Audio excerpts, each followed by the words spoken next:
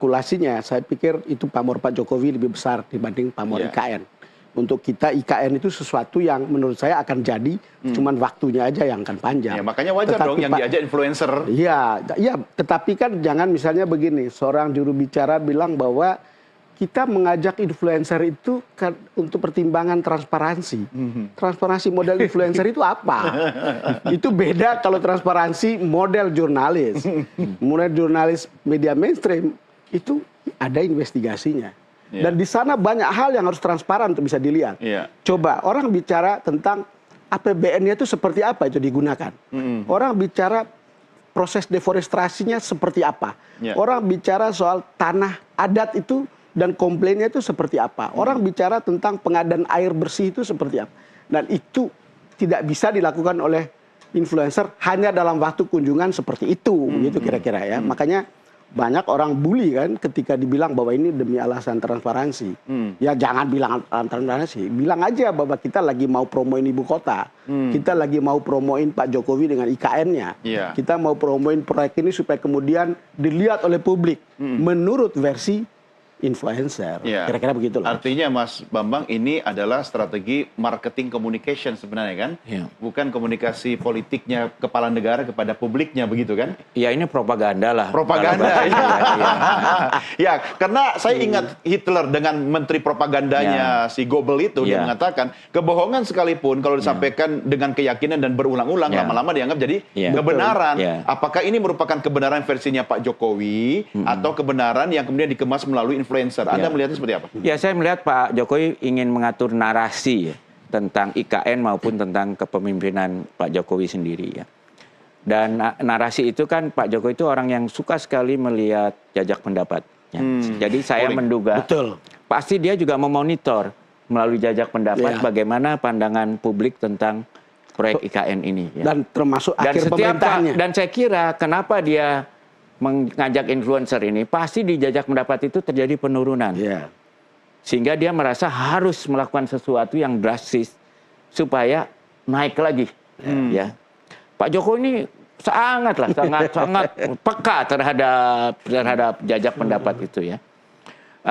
Bahwa untuk itu responden dibohongin pun kelihatannya tidak masalah buat beliau. Gitu ya. Yang penting narasinya sesuai dengan keinginan dan beliau. Harus di-maintain sampai Oktober. Saya kira bahkan mungkin kalau bisa di-maintain terus ya. Karena saya kira ini kan Pak Jokowi juga yang kedua tadi soal IKN, soal dia sendiri. Dia ingin narasi bahwa Pak Jokowi itu adalah lame duck atau bebek lumpuh itu dicoba dihilangkan gitu ya. Nah, jadi dia melakukan, jadi ini lucu. Di era terakhir jabatannya justru Pak Jokowi melakukan kampanye, ya.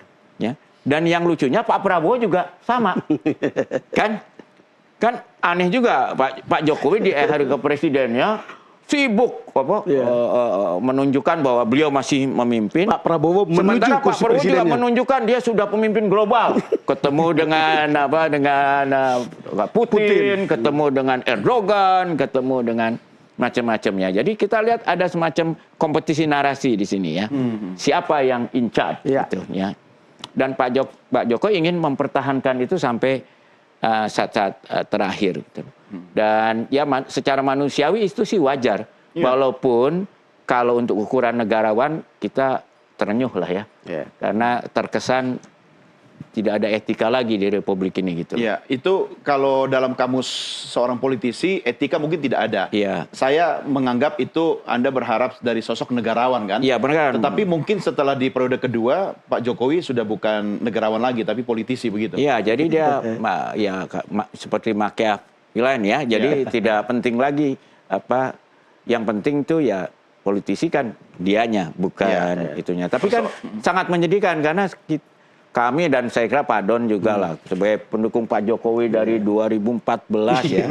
Bagaimana kita melihat beliau sebagai sosok yang sangat penuh sederhana, sehingga kita bilang Jokowi adalah kita gitu ya. Kok sekarang jadi begitu gitu? Kenapa? Anda merasa tertipu? Kalau saya tidak. Kalau saya merasa begini. Ini kan mewakili publik. Ya kalau teori saya begini. Belum tentu benar ya, tapi teori saya begini. Kekuasaan itu seperti minuman yang memabukkan. tiap orang tuh punya kapasitas, ya kan? Saya mungkin minum 2 botol bir udah kelayangan. Pak Don 10 bir masih tahan ya. Nah, menurut saya Pak Jokowi itu hanya tahan 4 tahun. Di tahun keempat sudah mabuk kekuasaan. Oh, ya ganti minumannya. Ya. Masalahnya orang-orang sekelilingnya yang menghidangkan minuman itu. Iya. Bang Don, Iya. saya harus meminta konklusi dari Anda berdua. Paling tidak kalau kita bicara masa depan IKN pasca Pak Jokowi, Iya. ya ditambah dengan beban APBN kita nanti di pemerintahan Presiden Jokowi, itu ada program makan siang bergizi gitu kan? Iya. Nah ini soal prioritas. Iya. Ya, kira-kira seperti apa nanti? Nah kan Pak Presiden Prabowo, Presiden terpilih, sudah mengatakan ini proyek jangka panjang. Sebetulnya Pak Jokowi juga mengatakan itu proyek jangka panjang. Iya. Cuman satunya tergesa-gesa sekali karena mau mengakhiri deadline masa jabatannya, sementara satunya baru akan memulai. Sebetulnya kedua-duanya sama gitu, tetapi ada hal di mana kemudian sangat tergesa-gesa, lalu kemudian jadilah model komunikasi seperti yang kita saksikan sekarang ini. Sebetulnya itu juga normal bagi orang yang mengakhiri sebuah kekuasaan. Kan ingin menempatkan kesan bahwa dia adalah yang terbaik. Tetapi kan kita juga tahu, tadi Mas Bambang dengan tepat melukiskan bahwa beliau punya konsen terhadap popularitas, terhadap kepuasan publik.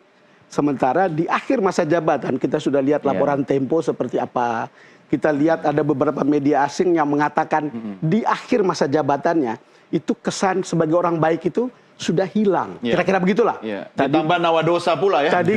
Tadi kata Mas Bambang dulu sederhana gitu. Saya kebetulan menjadi salah satu saksi ketika kita masih di Berita Satu, ketika Pak Jokowi baru datang dengan mobil SMK-nya, itu hari kedua itu masuk di Berita Satu, dan saya termasuk yang menjemput beliau.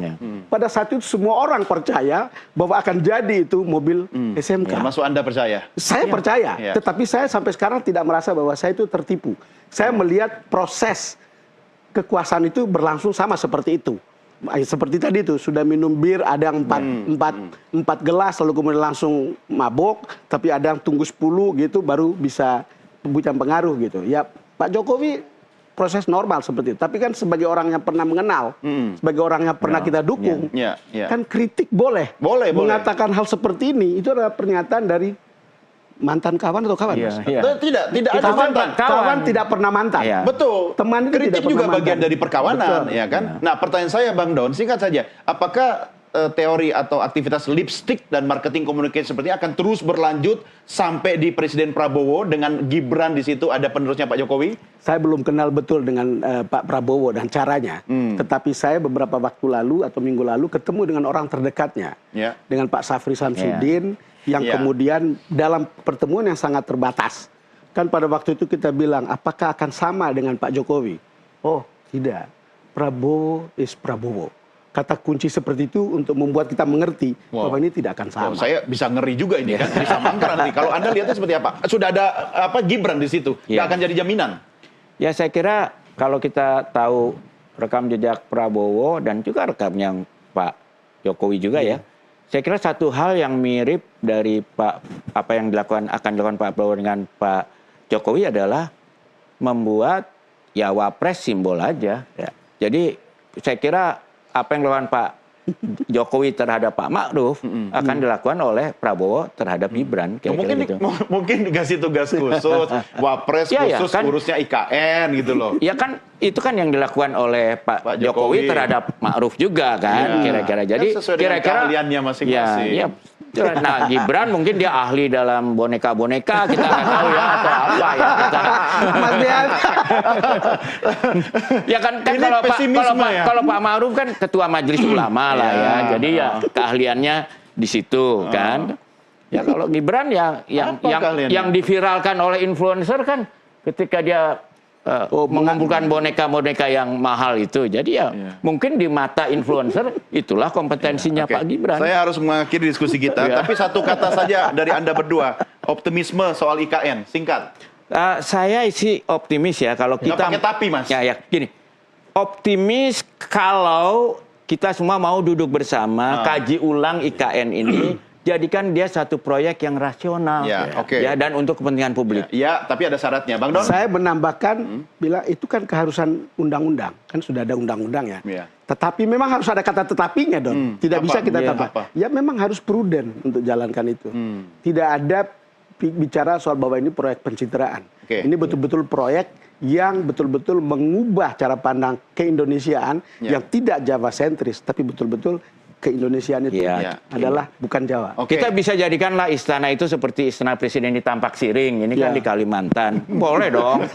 Ya nggak ditempatin.